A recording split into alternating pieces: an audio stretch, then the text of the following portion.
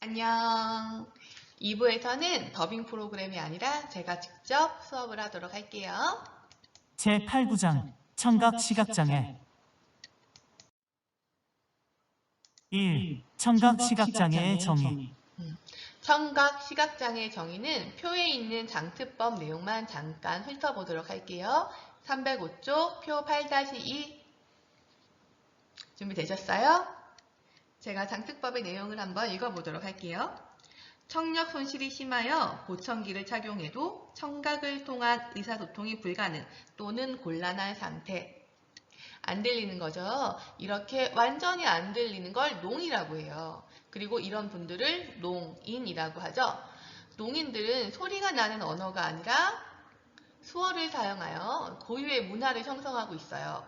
수화가 아니라 수어가 적절한 말이니까 꼭 기억해 주세요. 나머지 부분 제가 또 읽어보도록 할게요. 청력이 남아있어도 보청기를 착용해야 청각을 통한 의사소통이 가능하대요. 아, 그렇구나. 좀 잘 안 들리는 거죠? 이런 걸 난청이라고 해요. 우리 학교에는 보통 농인들은 거의 오지 않아요. 우리는 난청인들을 중심으로 생각을 해보면 될 것 같아요. 그리고 또 여기에 보청기라는 보조 도구가 들어갔다는 거 잘 기억해 두면 좋을 것 같아요. 그 다음 시각장애 한번 살펴볼까요? 338쪽이에요. 표 9-1 내용 살펴보도록 할게요. 시각계의 손상이 심하여 시각 기능을 전혀 이용하지 못하거나 전혀 이용하지 못한대요. 실명이 됐다라는 거죠. 그 다음 보조공학기기의 지원을 받아야 시각적 과제를 수행할 수 있는 사람. 시력이 나쁜 저시력 학생을 말하고 있네요. 그럼 우리 일반 학교에는 어떤 학생들이 많이 와 있을까요? 실명인 학생들은 거의 찾아보실 수가 없어요. 우리는 학교에는 보통 저시력 학생들이 있다. 그리고 여기에도 보조도구가 들어가 있어요. 그렇죠? 보조공학기, 광학기구,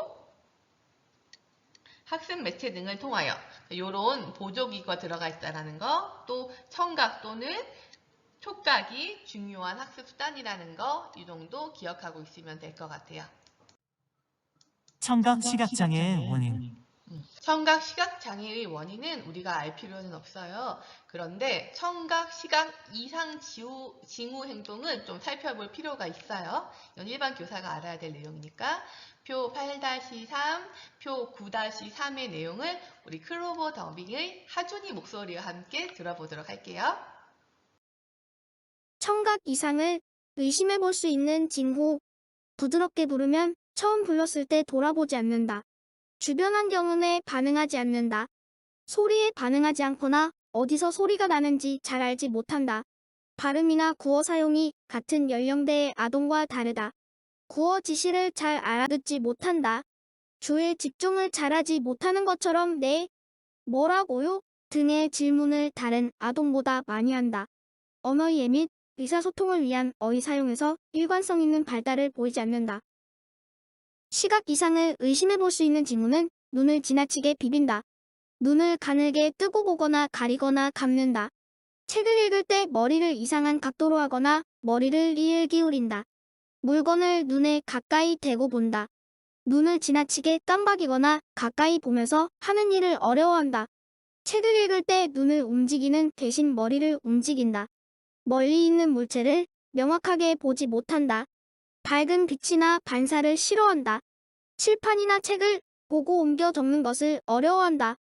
4. 청각시각장애 아동의 교육 그럼 청각 시각 장애 학생들은 어떻게 지도하면 좋을까요? 그냥 기본적으로 청각 장애 학생은 잘 들리게, 시각 장애 학생들은 잘 보이게 하면 되겠죠. 우선 가장 먼저 생각해 봐야 될 거는 좌석 배치예요. 좌석 배치는 앞쪽에 있는 게 조금 더 좋겠죠? 그래야 잘 들리고 잘 보일 수 있겠죠? 하지만 항상 청각장애, 시각장애 학생들을 맨 앞에 배치해야 된다라는 생각은 하지 않으셨으면 좋겠어요.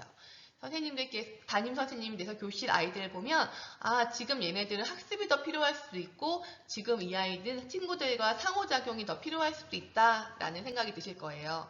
만약에 상호작용이 더 필요하다고 하면 앞쪽이 아니라 중간 쪽으로 배치시키시는 거예요. 그러니까 지금 이 아이 상황에 어떤 지원이 조금 더 필요할까를 고민하고 자석 배치를 해주시면 돼요. 그 다음 잘 들리고 잘 보이게 하려면 교사의 모델이 중요하겠죠? 의사소통 장애에서도 마찬가지예요. 또박또박 크고 입모양을 크고 또박또박 말하는 거 중요하고요. 특히 청각장애, 시각장애 학생들은 친구 앞에서 이야기하는 거, 그런 연습 같은 거를 교사가 평소에도 그 학생한테 말할 때 몸을 돌려서 그 학생한테 계속 말하는 모습을 보여주면 반 아이들도 그 학생을 대할 때는 그렇게 하거든요. 그러니까 항상 학생들을 향해서 등을 돌리지 말고 몸을 돌려서 학생을 바라보면서 이야기하는 연습은 그냥 늘 꾸준히 하셔야 되는 거고요. 또 몸을 이용해서 이런 신체 언어를 많이 사용하는 것도 다른 장애도 마찬가지고 여기서도 매우 중요해요.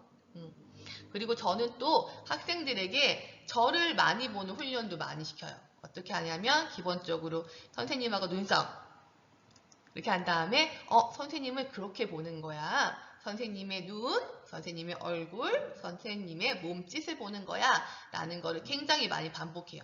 그러니까 학생들이 어디를 봐야 하는지를 구체적으로 알려주는 거죠. 그런 훈련이 조금 더 잘 됐으면 이제 아이들하고 게임 형식으로 선생님을 보는 연습 10초 동안 한번 해볼까? 한 다음에 제가 10초 동안 교실을 좀 천천히 돌아다녀요. 애들을 보면서. 그동안 애들이 눈동자가 좀 돌아갔다 하면은 이번에는 실패했다고. 그래서 우리 언제 다 같이 한번 성공해보자. 그래서 10초 동안 성공하면 15초, 20초 하면서 저를 집중해서 보는 훈련을 계속 시켜요. 그 다음 잘 들리게 하려면 기본적으로 소음을 줄여야겠죠? 또 잘 보이게 하려면 큰 자료를 주는 게 좋겠죠. 또 대비 효과가 큰 자료. 그래서 여러분들 학습지 같은 거 줄 때도 지금 저 이면지 썼거든요. 근데 이면지를 쓰면 대비 효과가 크지가 않아요. 뒤에가 비쳐서. 그래서 저희 시각장애 학생들한테 줄 때는 이면지 같은 거 쓰지 않도록 하고요. 예시자료 조금만 볼게요. 지금 이런 확대경, 그리고 큰 책, 시각장애 학생들한테는 큰 책이 나오거든요. 이런 자료, 그러니까 잘 보이게 하는 거에 초점을 맞춘 도구이죠. 그리고 또 중요한 건 다양한 자극과 적절한 보조기기를 이용해야 된다는 거예요. 여기서 포인트는 다양한 자극이에요. 한번 보도록 할게요. 이거는 눈이 잘 안 보이는 친구들에게 음성, 청각 자료를 주는 거예요. 또 이거는 촉각 자료를 제공을 해주는 거예요. 촉각 스피커. 그 다음에 요거는 청각장애인들에게 귀 대신에 눈으로 자료를 바꿔주는 거예요. 여러분 예전에 지적장애 학생들 교육 방법 말씀드릴 때 예전 같은 교수적 수정 같은 경우에는 일반 학생들은 관찰 기록을 글로 쓰고 특수 학생은 그림으로 그릴 수 있게 교수적 수정을 하는데 요즘 같은 경우에는 그것보다는 모든 학생들에게 글과 그림을 선택을 하게 한다고 그랬죠. 그래서 학생들이 어떤 학생은 글로도 하고 어떤 학생은 글과 그림을 섞어서 관찰 기록을 쓰고 어떤 학생은 그림으로만 관찰 기록을 하고 이렇게 학생들에게 다양한 것을 선택하는 게 좋은 접근 방식이라고 했어요. 유니버셜 디자인이라고 했죠. 바로 이런 것처럼 우리 수업이 보통 시각 자극 하나만 주거나 청각 자극 하나만 주는 방식으로 이루어지거든요. 네, 그렇게 하지 말고 학생들에게 정보를 제공할 때도 시각, 청각, 촉각, 운동할 수 있는 것들, 몸을 움직일 수 있는 것들 이러한 다양한 방식으로 학생들에게 정보를 제공해야 된다는 게 사실 이 부분의 포인트예요. 그래서 제가 그 전에 말씀드린 것처럼 자폐 유치원에서 교사들은 말을 할 때 수어를 동시 사용한다는 거 기억나세요? 그런 것처럼 다양한 방식으로 학생들에게 정보를 제공해 주는 게 바로 이 부분의 포인트예요. 그러려면 수업 중에 말할 때도 몸짓, 표정 같은 비언어적인 부분을 항상 잘 활용하려고 해야겠죠? 이건 뭘까요? 이건 인공와우라는 거예요. 여러분 학교 가시면 이 인공와우를 한 학생들은 거의 보지 못하실 거예요. 청각장애 학생들 중에서. 근데 이렇게 보청기를 찬 학생들은 많이 보실 거예요. 근데 이 학생들이 보청기를 이렇게 차고 있으면 주변에 애들이 혹시나 놀리는 애들이 있을 수 있어요. 근데 인공와우나 보청기는 이 아이들에게는 우리 귀처럼 되게 소중한 그냥 귀죠. 여기서 우리 예전에 배웠었던 장애의 의료적 관점, 사회적 관점, 문화적 관점에서 문화적 관점의 시각이 필요해요. 학생들에게도 문화적 관점의 시각을 지도할 필요가 있어요. 그리고 신기하게 교사의 한마디는 애들한테 굉장히 큰 영향을 끼쳐요. 좀 이거 재밌는 이야기인데 저희 반 애기 하나가 발에 땀이 너무 많이 나는 거예요. 그래서 양말을 맨날 안 신고 다녀요. 그리고 어머니가 저한테 전화를 하셨어요. 양말 좀 신으라고 말 한마디만 해달라고. 근데 교사가 하는 그 말 한마디가 애한테 되게 큰 영향을 미치거든요. 안경을 처음 쓴 학생이 난 안경 쓰기 너무 싫은 거예요. 근데 이제 교사가 오늘 안경 썼네? 안경 쓰니까 너무 잘 어울린다, 멋지다 라고 얘기하면 그 말 한마디로 그 학생의 기분이 풀리고 그 주변에서 친구들도 맨 처음엔 좀 안경 쓰니까 좀 이상하다라고 느꼈을지도 모르나 교사가 그렇게 한마디를 하면 그 다음부터는 그 학생들에게 긍정적인 말만 해줘요. 부정적인 말은 하지 않고 그런 것처럼 이제 학생이 인공화으로 안 하고 오다가 하고 왔거나 아니면 보청기를 했을 때 교사가 좀 페이시한 느낌으로 대해주는 말을 하면 그 학생도 마음이 이것을 받아들이는 마음이 굉장히 좋아지고 주변의 또래들도 그 친구를 페이시하게 느껴요. 그러니까 이런 교사의 태도가 매우 중요하다라는 거. 그리고 보청기는 생각보다 건전지가 되게 빨리 닳아요. 그래서 교실에 건전지를 늘 비치해 두셔야 돼요. 수은 건전지. 그래서 애가 안 들리면 바로바로 바꿀 수 있게. 그리고 보청기 건전지 정도는 사실 학교에서 구입해서 학생들에게 제공해줘야 되는 거라고 저는 생각해요. 왜냐하면 이건 귀잖아요. 너무나 생존에 필요한 필수 요소이기 때문에 이런 것쯤은 학교에서 제공을 해줘야겠죠. 그 다음에 청각장애 학생들 중에서 목소리가 잘 안 나오는 친구들이 있어요. 그러니까 자기 목소리를 잘 듣지 못하니까 발화가 잘 안 되는 친구들이 있어요. 에 이런 목소리를 내는 친구들이 있거든요. 그러니까 이런 학생들 같은 경우에는 특수교사가 특별히 가르칠 때가 있어요. 예쁜 목소리로 말해.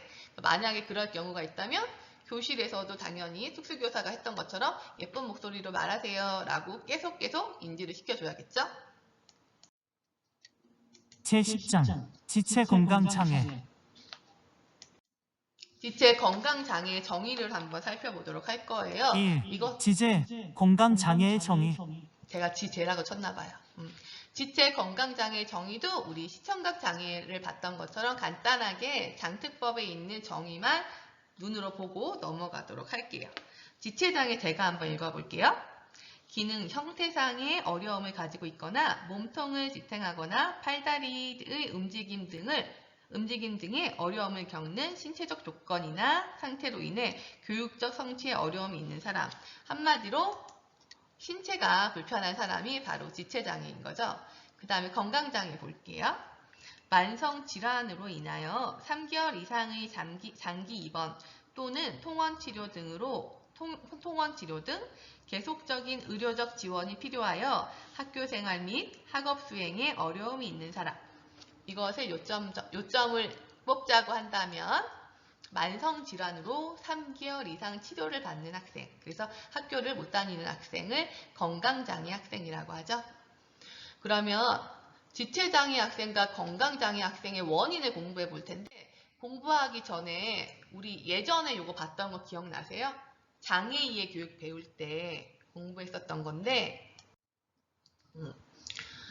지금 이 순간에도 우리 아이들, 장애인들은 사회를 바꾸고 있다고 말씀드렸죠. 사회를 바꾸는 시민의 역할을 하고 있다고요. 그래서 우리도 우리 아이들을 약하게 키우면 안 된다라는 말씀을 드렸어요. 우리 아이들이 사회에 나가서 사회를 바꾸는 하나의 일원이 될 테니까요. 특히 오늘 배우는 이 지체장애와 건강장애 학생들을 대할 때는 이런 마음가짐이 조금 더 많이 필요해요. 절대 약하게 키우시면 안 된다라는 거. 그리고 또 요즘은 지체 중복장애 학생들이 통합학교에 굉장히 많이 늘어나고 있어요. 그 학생이 사실 교실엔 들어오지 못하거든요. 근데 특수교실에 중복 지체 특수교실이 이렇게 마련되는 학교들이 점점 늘고 있어요. 그래서 거기서 주로 생활을 하는 거예요. 그래서 중복장애, 중복지체장애 학생들의 특징을 알고 있는 것도 꽤 중요한 것 같아서 원인을 조금 살펴보도록 할게요. 이 순서는 책에 있는 순서하고는 조금 바꿨어요. 우선은 뇌성마비예요. 뇌성마비는 지체장애 학생들 중에서 가장 높은 비율로 지능이 낮지 않을 수도 있어요. 중복장애를 가질 수도 있는데 근데 지능이 낮지 않음에도 불구하고 저는 사실 일반 교실에서는 잘 볼 수가 없었어요. 그 이유는 아마 뒤틀린 외모 때문에 좀 그런 것 같아요. 신체적인 문제 때문에. 왜냐면은 제가 예전에 이제 초등학교 2학년에 손해증에 마비가 있는 중도장애 학생을 가르친 적이 있었는데, 이제 걔가 외모도 그렇고 걸어 다닐 때 움직임 때문에 고학년들도 무서워서 학교를 못 가겠다고 민원이 들어온 적이 있었어요. 방과 활동 못 하겠다고. 그리고 이제 그 친구 같은 경우에는 움직이는 사람을 그냥 막 쫓아가요. 그러니까 1학년 학생을 좀 쫓아갔었나 봐요, 걔가. 그래서 1학년 학생이 무서워가지고 울고불고 자지러진 적이 있어요. 물론은 같은 반 학생들도 충분히 외모적인 것 때문에 무서울 수는 있어요. 근데 이제 초반에 이럴 경우에는 왜 그런지에 대한 오리엔테이션, 그리고 교사가 먼저 그 학생을 굉장히 살갑고 가깝게 다가가면 반 학생들의 태도가 굉장히 많이 좋아져요. 그리고 또 이런 민원 같은 게 들어왔을 때, 이 학생들의 그런 거부감 때문에 민원이 들어왔을 때 학부모에게 교사가 좀 더 분명하게 통합교육의 이점과 또 다른 사람의 외모를 보고 차별하는 게 얼마나 부당하고 부적절한 것인지를 좀 더 명확한 철학을 갖고 이야기를 해줄 필요가 있는 것 같아요. 그 다음 이분 척추예요. 이분 척추는 이렇게 보시는 것처럼 척추가 분리된 거예요. 어릴 때 완전히 다치지 않고. 그래서 이렇게 신경이 좀 이렇게 도출되니까 어떤 마비가 올 수 있을까요? 하반신 마비가 올 수 있을 것 같죠. 이 척추 아랫부분이 이렇게 분리되니까. 그래서 하반신 마비가 있어서 화장실 실수를 하는 친구들이 있을 수가 있어요. 그리고 이분 척추 학생뿐만이 아니라 지능이 조금 낮은 학생들 같은 경우, 지능이 좀 많이 낮은 학생들 같은 경우에도 인지 능력 때문에 화장실을 갈 때 문제가 생기는 학생들이 있거든요. 그래서 그런 학생들 같은 경우에는 보통 시간표를 정해줘요. 화장실 가는 시간표. 2교시 끝나고 점심시간, 그런 식으로 화장실 가는 시간을 정해줘서 실수하지 않게 교실에서 그렇게 지도를 하기도 해요. 그 다음 골 형성 부전증이에요. 이분 사진 기억나세요? 저희 초반에 동영상으로 봤었던 김원영 변호사죠. 바로 이분이세요. 이분이 겪었던 병이시고, 지금 나이가 들어가지고 뼈가 잘 부러지지 않는데 어렸을 때는 뼈가 잘 부러지셨다고 해요. 또 이분 책을 보면 나오는데 뼈를 교정하는 수술을 10번 정도 계속 10회 이상 하셨다고 그래요. 뼈가 약한 아동이니까 무엇을 조심해야 될까요? 이동할 때 항상 조심해야겠죠. 체육 수업할 때, 또 교실에서도 애들이 안전한 분위기에서 있을 수 있게, 들떠있지 않게 하는 것도 중요하겠죠. 외상성 뇌손상은 사고로 인해 넘어져서 머리가 다칠 수도 있고, 교통사고로 머리가 다칠 수도 있고, 그래서 뇌를 다친 거죠. 저 아빠가 예전에 뇌출혈이 있으신 적이 있었어요. 말투가 어눌하지 않으셨었어요. 똑같아요. 그런데 너무 신기한 게 그 병원이 우리 집 건물이라고 생각을 하시는 거예요. 그래서 분명히 인지의 능력에 차이가 왔었고요. 그 이후에 운동 능력도 굉장히 떨어졌어요. 그래서 배드민턴에서 공을 못 맞추더라고요. 그러니까 큰 사고가 나가지고 그 뇌에 손상이 왔던 친구는 단순히 인지기능, 우리가 인지기능만 이상이 있을 거라고 생각하는데, 인지기능뿐만이 아니라 ADHD, 정서행동장애, 학습장애 등 우리가 이전에 배웠었던 모든 장애의 어려움을 다 가질 수도 있어요. 그래서 학생이 만약에 사고가 났다가 돌아오면 보이기는 똑같아 보이지만 뭔가 좀 다를 수 있거든요. 그러니까 그럴 때는 이 학생이 무엇이 달라졌는지 좀 빨리 그리고 빠르게 관찰해야 우리가 문제점을 빨리 찾아서 지원을 할 수가 있어요. 이 학생들은 잘 관찰하기가 포인트예요. 그 다음 우리 경련장애 간질 볼게요. 우리 책에는 경련장애 간질이라고 나왔는데 이 용어 쓰지 않고 이제는 뇌전증이라는 용어를 쓰니까 용어 바꿔주세요. 복합장애가 있는 학생들은 뇌전증 약을 먹는 학생들이 굉장히 많아요. 그래서 학교에서 발작을 잘 일으키진 않아요. 그런데 자기가 뇌전증이 있는지를 모르는 학생들이 있어요. 그러니까 평소에 생활하는 거나 그런 건 그냥 똑같아요. 일반 학생인데 자기도 모르는 거예요. 그런 학생이 갑자기 쓰러지면 그 학생도 놀라고 교사도 굉장히 놀라고 친구들도 놀랄 수 있어요. 학생들이 쓰러지면 우리가 해야 되는 가장 우선적인 거는 당황하지 말고 그냥 우선 기다려주는 거예요. 이럴 경우 어떻게 해야 되는지 표 10-3 보고 올게요. 표 10-3 교실에서 아동이 경련을 일으키면 교사는 침착하게 경련을 일으키는 아동을 도와주고 다른 학생들에게 친구의 경련이 오래 지속되지 않으며 아픈 것이 아니라고 설명해준다. 침착하게 행동한다. 다른 학생에게 발작을 일으킨 아동이 곧 괜찮아질 것이라고 말해준다. 경련을 멈추게 할 수 없으므로 스스로 끝나도록 기다린다. 아동의 의식을 돌이키고자 하거나 경련의 움직임을 방해하지 않는다. 흔들림이 멈추면 의식이 회복될 때까지 쉬게 한다. 발작이 끝나고 회복되는 시간은 아동에 따라 차이가 있을 수 있으나 그냥 교실에서 계속 수업에 참여할 수 있는 정도라면 그렇게 하도록 해주는 것이 아동에게 심리적으로 덜 불편할 수 있다. 그 다음 신장장애예요. 신장이 안 좋아서 요 그림 같은 경우에는 지금 혈액 투석하는 모습이거든요. 혈액으로 투석하거나 이건 복막으로 투석을 하는 거예요. 어때요? 너무 힘들겠죠? 그러니까 키도 성장도 잘 안 자라요. 자기 자녀가 이러면 이제 부모 같은 경우에는 애가 안 아프기만을 바라는 거죠. 너무 좀 그래서 약하게 키워지는 경향이 있기도 해요. 그 다음 소아암이에요. 학교하고서 오랫동안 동떨어질 수도 있고 약물 치료 기간이 길고 또 그 과정이 힘들기 때문에 사회정서적으로 또 학습적으로 어려움이 분명히 있을 수 있죠.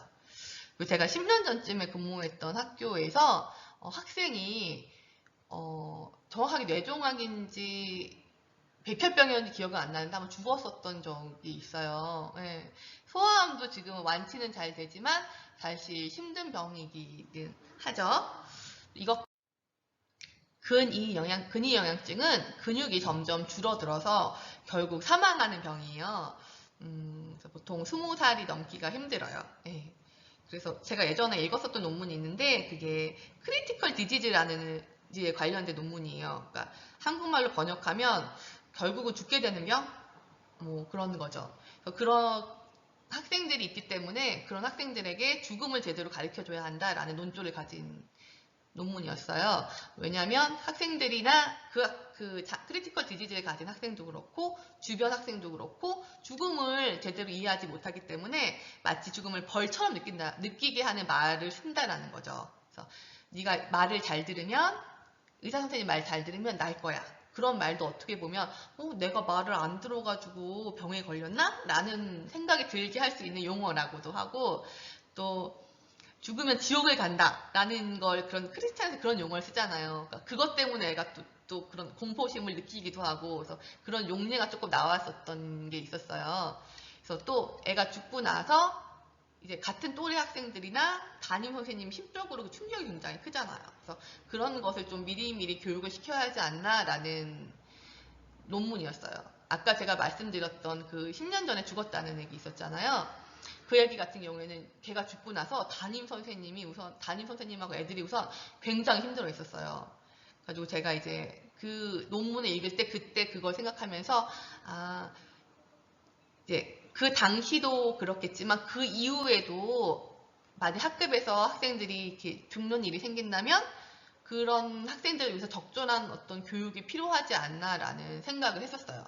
이 분야에 대한 거는 아직 정확한 답이 없는 부분이에요. 제가 박사 공부할 때도 지체장애로 굉장히 유명하신 분과 이 부분에 대한 얘기를 했었어요. 크리티컬 디지즈에 대한 주제를 얘기하면서 죽어가는 학생도 죽음에 대해서 정확하게 알아야 되지 않을까. 또래 학생들도 죽음에 대해서 알아야 되지 않을까. 그런 거 준비해야 되지 않나 라는 이야기를 했었었는데 그게 그렇죠. 그렇게 해야겠죠. 하지만 어떻게 해야 되는지 그 방법을 얘기하기에는 또 문화적 요소가 또 있기 때문에 외국에서 그렇게 했다고 우리도 그렇게 할 수는 없는 거니까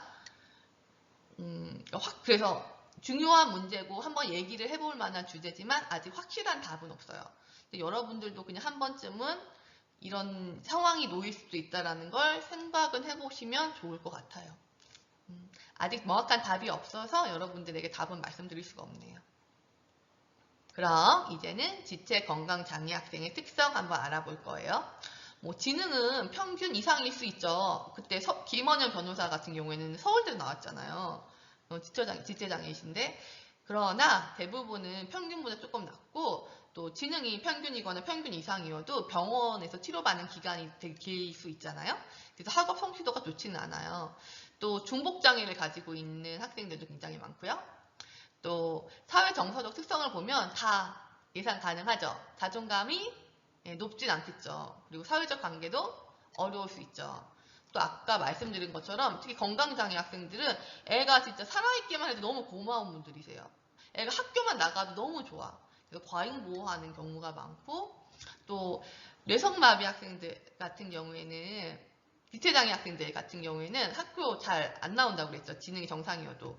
그 이유가 외모 스트레스, 외모에 대한 편견의 영향을 많이 받는다라는 거예요. 그리고 여러분 초등학교 고학년만 돼도 외모를 굉장히 많이 따지고 굉장히 많이 꾸며요. 일반 애들도 그런 마음이 있는데 장애 학생들이라고 그런 마음이 없겠어요? 그래서 이런 학생들 같은 경우에는 외모에 대한 스트레스가 굉장히 많이 커요. 그럼 우리는 무엇을 해야 하느냐, 이 부분에서 애한테 너 자존감을 길러, 이런 건 이겨내야지, 더 강하게 자라야 돼 라고 장애 학생들을 말하게 하는 것보다 사실 더 중요한 게 있어요. 그 주변 학생들을 바꿔야 한다는 거죠. 우리 첫날에 봤었던 그 동영상 중에 석사생 커플이 하나 있었어요. 남자분이 지체장애를 갖고 계셨었죠. 그래서 그분이 와이프하고 같이 걸어갈 때 와이프가 사람들이 나를 보는 시선, 우리를 보는 시선이 너무 많아서 놀랐었다고 했던 거 혹시 기억나세요? 또 그때 봤었던 것 중에서 우리 시각장애분과 지체장애 학생분이 서로 이야기했었던 동영상도 잠깐 봤어요. 그때 지체장애 학생은 아니었죠? 지체장애분이 독일에 있었던 경험을 말씀해 주셨어요. 초등학생들이 막 다가오면 그 지체장애분은 핸드폰을 본다고 그랬어요. 움직이지 않으려고. 왜냐면 자기 따라하니까, 뒤돌아보면. 근데 독일에서는 그런 시각을 전혀 못 느꼈다고 그랬죠. 그러면 우리는 지체장애 학생들에게 너 힘내라고 말하기보다는 주변의 학생들에게 돌아보지 않게, 그것도 그냥 다양한 것 중에 하나야. 그렇게 행동하는 것도 무례할 수 있어 라는 걸 가르쳐 줘야겠죠. 그게 더 중요한 일이겠죠. 그 다음 신체 운동적 특징 볼게요. 아무래도 감각장애 학생이라는 거는 청각장애 학생을 감각장애 학생이라고 해요. 우리 아까 다루지 않아서 여기다 넣어놨어요. 시각, 청각, 눈이 잘 안 보이고 귀가 잘 안 들리니까 아무래도 움직임이 위축이 될 수 있겠죠. 그리고 지체 건강장애 학생들 같은 경우에는 사실 특수교사보다 더 전문적인 치료사들의 지원이 필요한 부분이 있어요. 그래서 신체 운동적 특징이 굉장히 특이하고 접근 방식이 조금 어렵기 때문에 전문가분들과 같이 협조하는 게 굉장히 많이 중요해요.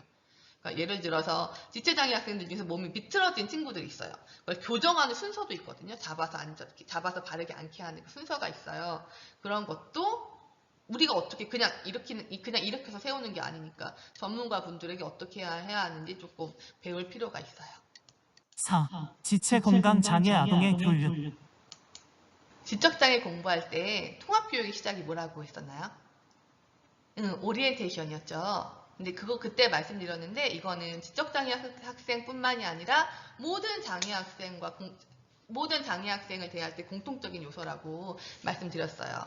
특히 지체장애 학생 같은 경우에는 신체적인 외모, 신체적인 문제 때문에, 또 건강장애 학생 같은 경우에는 건강상 특이점 때문에 미리 학생들에게 알려줄 필요가 있어요. 그 특징을. 그래서 이 학생들 통합교육 시작할 때 오리엔테이션 꼭꼭 하셔야 된다는 거 기억하시고요. 그 다음 우선 잘 관찰하고 적절한 지원을 제공해줘야 한다라는 거. 이거 너무 뻔하죠. 그 특수성 때문에 보조교구가 꼭 필요할 수 있어요. 그리고 그 보조교구는 단순히 보조도구, 보조기기, 보조도구나 보조기기 같은 경우에는 우리가 생각할 때 단순히 보조가 아니라 우리 초반에 봤었던 동기유발했던 그런 동영상처럼 단순히 보조가 아니라 그 사람의 삶을 바꿀 수 있을 만큼, 존엄성과 관련돼 있을 수 있을 만큼 굉장히 중요한 거일 수 있다는 거, 그 관점 꼭 갖고 계시고요. 그 다음 장기간 결석이 있으면 어떻게 지원을 해줄까 우리 한번 고민을 해볼게요. 이미 장기간 결석을 하면 우리나라에서는 병원학교가 있어요. 병원학교에서 지원을 받거나 아니면 원격 수업 기간이 있어요. 3개월 이상 결석한 애들에게는 서울시에서는 꿀만 무지개학교, 인천에서는 인천사이버학교, 충남에서는 꿈빛나래 학교를 접속해서 지원하게 해줘라 라는 게 있거든요. 근데 이번에 저희가 코로나를 맞이했잖아요. 그래서 이런 게 다 합쳐졌어요. 그래서 원격 수업 기간이 무엇으로 합쳐졌냐면 이학습터로 합쳐졌어요. 여기 뭐 다 이학습터라고 치면 모든 교육청계 다 여기 모여 있는 거예요. 그래서 아까 말씀드린 것처럼 3개월 이상 병원에 입원해 있다 하면은 그 친구는 건강장애 학생이니까 여기서 필수로 관리를 해주셔야 되는데, 사실 3개월 이상뿐만이 아니라 일주일 이상 병원에 입원해 있어도 얼마나 힘들어요. 그래서 그런 일주일 이상 입원을 하는 학생들이 있다. 그렇다면 이 이학습터에 가입을 하라고 한 다음에 관리를 도와주시면 돼요. 이 이학습터 들어가시면 학생들한테 과제도 줄 수 있고 쪽지도 줄 수 있고 또 컨텐츠를 통해서 공부를 할 수도 있고 화상으로 얼굴을 보면서 이야기할 수 있어요. 그래서 교실 친구들 이렇게 수업 시간에 화상으로 해가지고 연결해서 안녕 안녕 하고 인사할 수 있게 인사도 할 수 있어요. 중요한 거는 아이들이 우리 반이 아닌 우리 반이에요. 우리 반 아이들이 너를 잊지 않고 기다리고 있다라는 걸 알 수 있게 이걸 통해서 접속을 해주셔야 돼요. 아까 말씀드렸던 그 10년 전에 죽었다는 그 학생이 추석 지나고 나서 얼마 안 돼서 죽었어요. 제가 그걸 왜 기억하냐면 그 학생이 이제 죽기 전쯤에 학교에 한번 와보고 싶다고 그랬어요. 그래서 걔 때문에 추석 기간에 담임 선생님 학교에 오고 학교 문이 열렸어요. 그 애 들여보내게 하려고. 제가 그게 기억이 굉장히 많이 남거든요. 그래서 우리가 생각하는 것보다는 학생들에게 학교는 굉장히 소중한 곳이다. 그 학생 같은 경우에는 4학년, 5학년 학교도 많이 안 왔었거든요. 그런데도 그렇게 소중한 곳이었나 봐요. 그러니까 우리 아이들이 외롭지 않도록 이런 이학습터를 사용해서 계속 관리를 해주면 좀 더 좋을 것 같다. 그래서 요거 우리 교재에 없는데 안내해드려요. 그 다음 보조기기 알아보도록 할게요. 보조기기. 우선 제가 여러분들에게 보조기기를 소개한 이유가 바로 이것 때문이에요. 보완대체 의사소통 때문이에요. 이게 제가 한 80분, 50분 정도 자료를 5분으로 줄였거든요. 요거 도구 보고, 도구 관련 동영상 보고 저하고 같이 또 이야기해 보도록 할게요. 프로그램 중에 마이토키를 사용하고 있고 강의를 할 때에는 강의 내용을 보완대체 의사소통은 말 그대로 의사소통을 보완하고 대체하는 수단이나 방법을 의미해요. 의사소통판 아니면 낱말 카드, 그림 카드 등을 이용해서 자신의 욕구를 포출을 하거나 태블릿 PC, 핸드폰 기기, 단말기 안에 그 의사소통 프로그램이 집어넣어서 그 프로그램을 이용해서 의사소통하는 방법이에요. 저는 광진장애인자립생활센터에서 일하고 있는 김중현입니다. 광진구 중곡동에서 옆집이랑 둘이 살고 있어요. 옆집이는 아내라는 말인데 아내라는 말이 평등하지 못한 단어라 옆집이라고 하고 있어요.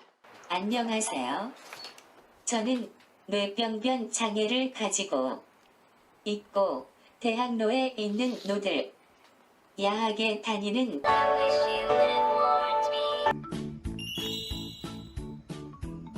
안녕, 깨자 장난감 친구들. 그럼 캐리 성우예요. 오늘은 짜장 아살비디 이야기를 들어볼 거예요. 그럼 하나만 골라볼까요? 뭐지? 그렇게 뭐야? 하나만.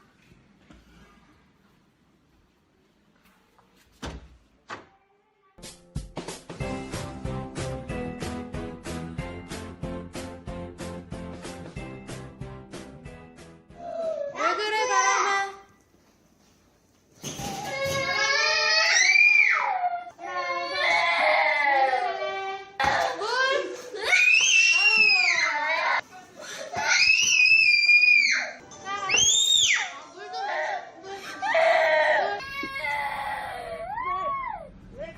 범죄 행동을 보인 뒤에 조치를 취하는 것보다는 그 전에 미리 예방적인 접근이 필요하다는 생각이 많이 들었고요. 그래서 이론적으로만 알고 있었던 보완대체 의사소통을 가람이에게 적용해서 자기가 원하는 바를 표현할 수 있도록 지도해 보려고 합니다. 태블릿 PC 주제예요. 어디다 붙여야 돼요? 어디 있어요? 뭐 할 거예요?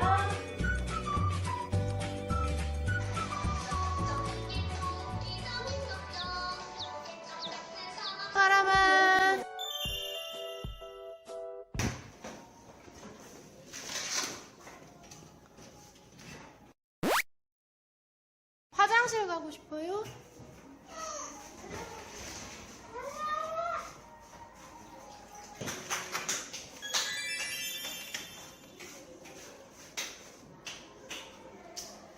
선생님 알림장 올려놓으세요.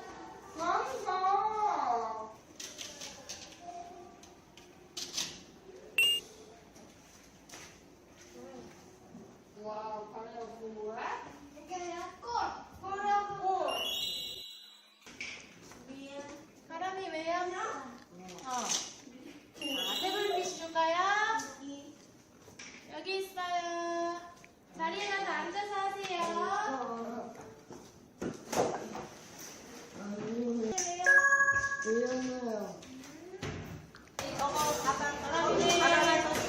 바람이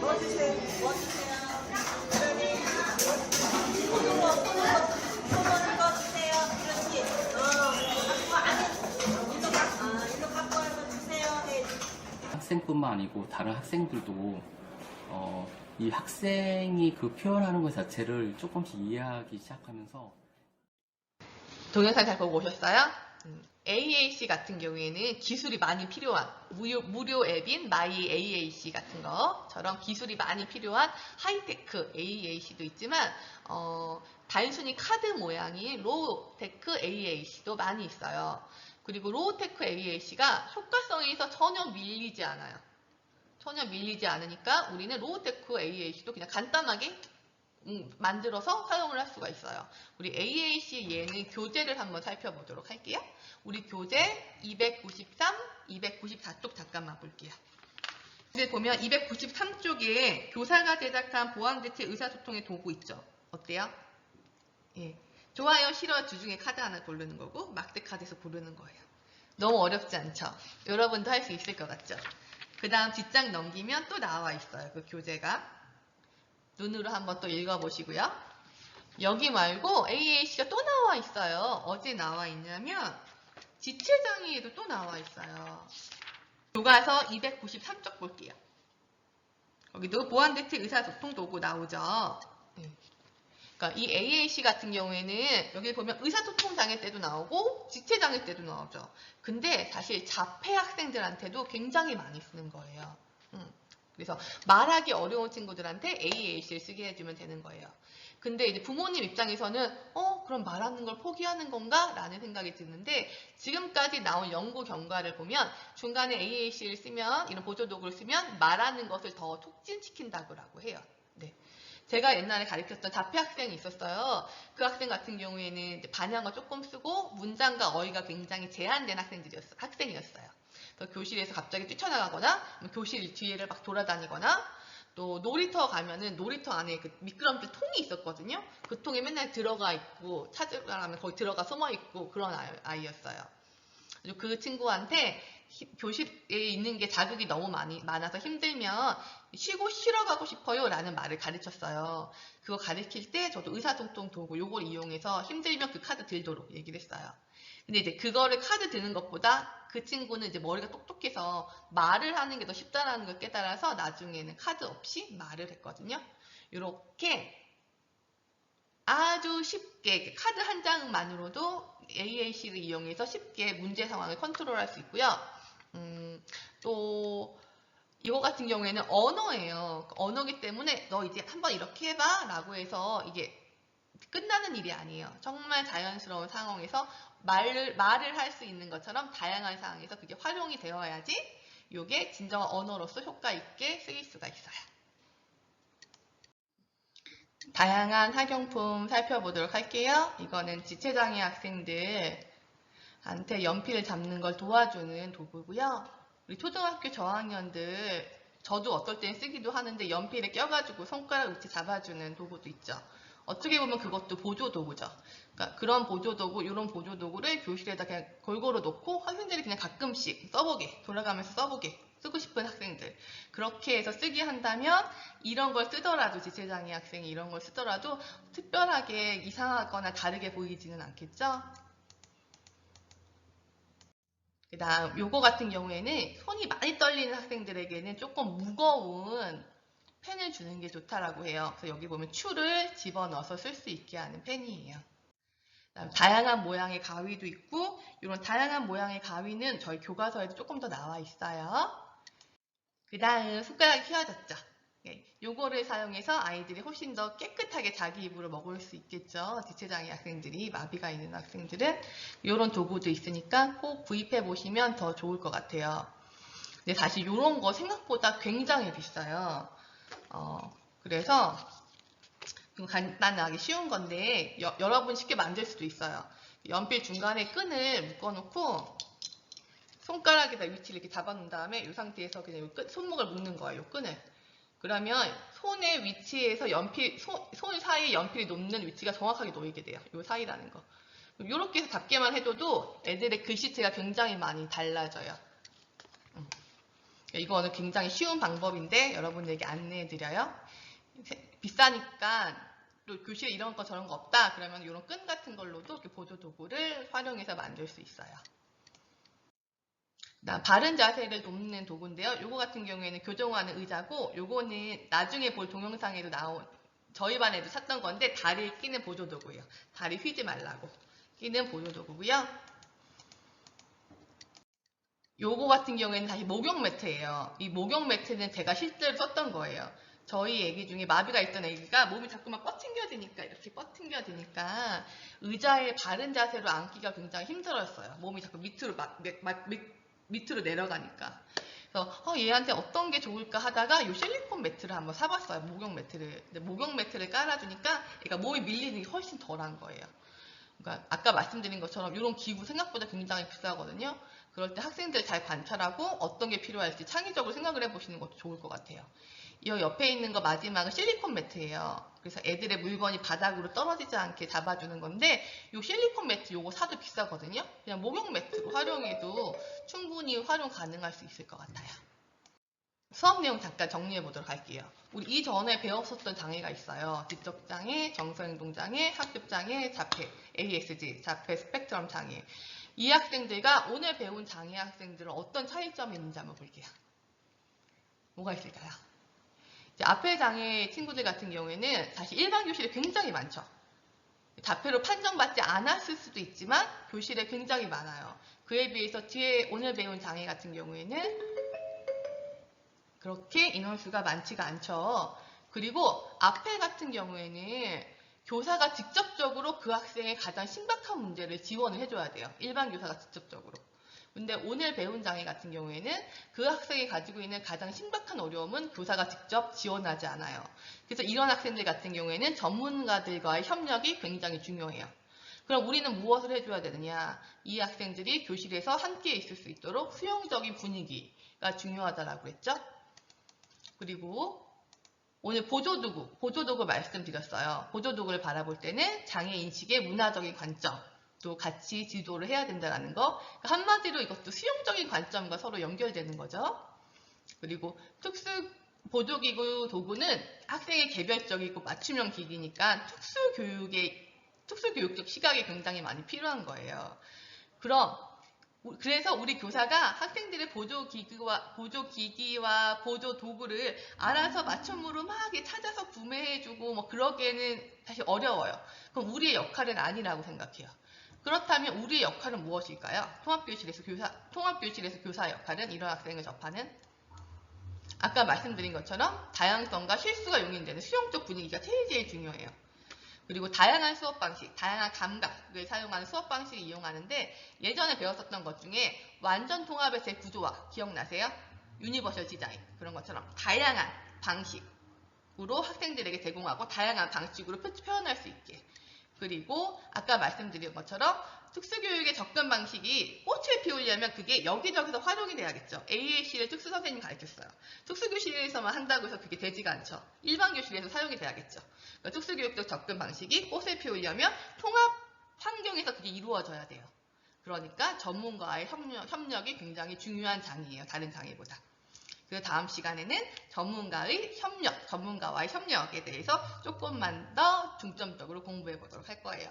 여러분 이번 주 쉬는 주인데 수업 들으시느라고 수고 많으셨어요? 우리 다음에는 교실에서 조금 더 제대로 공부해요. 여러분 안녕.